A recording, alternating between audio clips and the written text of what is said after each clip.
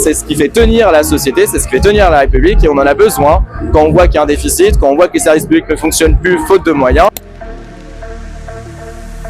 Schéma très simple. En France, chaque catégorie de la population, en fonction de son revenu, on prend toute la population divise par 10 selon leurs revenus. Tous payent à peu près 50% de leurs revenus en impôts. Ça paraît assez juste, assez normal, et ça permet aussi d'avoir un État qui redistribue l'argent, qui crée des solidarités, qui finance les services publics.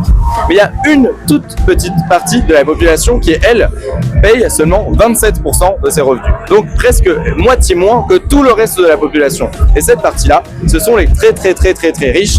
Ce sont les gens qui gagnent vraiment une somme d'argent assez incommensurable, qui ont un patrimoine extrêmement élevé, et ça concerne 1800 personnes en France.